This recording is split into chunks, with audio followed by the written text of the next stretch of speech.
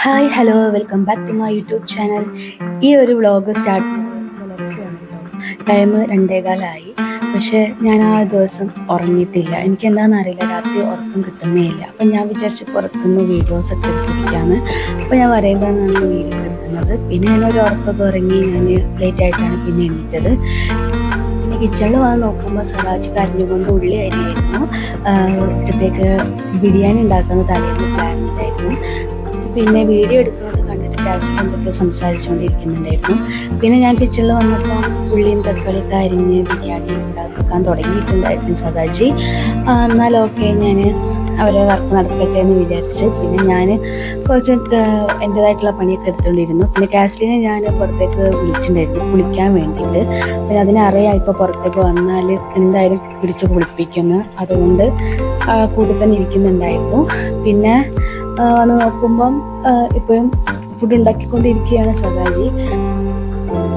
പിന്നെ ഞാൻ വീടൊക്കെ ഒന്ന് ക്ലീൻ ചെയ്ത് ഫ്രഷായിട്ട് വന്നപ്പോഴത്തേക്കും ബിരിയാണിയൊക്കെ ഒന്ന് സെറ്റായിട്ടുണ്ടായിരുന്നു. ഞാൻ അതിൻ്റെ വീഡിയോ ഒക്കെ എടുത്തിരുന്നു. വീട്ടിലിപ്പോൾ ബിരിയാണി ഉണ്ടാക്കുന്നത് സദാജിയാണ്, മുന്നേ ഞാനായിരുന്നു, പക്ഷേ ഇപ്പോൾ സദാജിയാണ്. പിന്നെ അതെല്ലാം കഴിഞ്ഞിട്ട് എൻ്റെ ബർത്ത്ഡേ ആയിരുന്നു തലേന്ന്. പക്ഷെ അന്ന് കേക്ക് വാങ്ങിയിട്ടുണ്ടായിരുന്നു. കേക്ക് എനിക്ക് അന്ന് കട്ട് ചെയ്യാൻ എനിക്ക് പറ്റിയിട്ടില്ല. അപ്പം ഞാൻ നെക്സ്റ്റ് ഡേ ആണ് കട്ട് ചെയ്യുന്നത്. പിന്നെ നമ്മൾ കട്ട് ചെയ്ത് രണ്ടുപേരും കഴിച്ചു.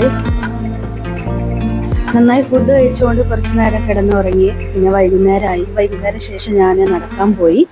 ഒരു ഹാഫ് ആൻ അവറോളം ഞാൻ നടന്നു വന്നു. ആ സമയത്ത് ഏച്ചിനോട് സംസാരിച്ചുകൊണ്ടാണ് നടക്കുന്നത്. പിന്നെ അതെല്ലാം കഴിഞ്ഞ് സദാജി വന്ന് പുറത്ത് പോകാമെന്ന് പറഞ്ഞു. അങ്ങനെ വേഗം തന്നെ റെഡിയായി പുറത്ത് പോവുകയാണ്.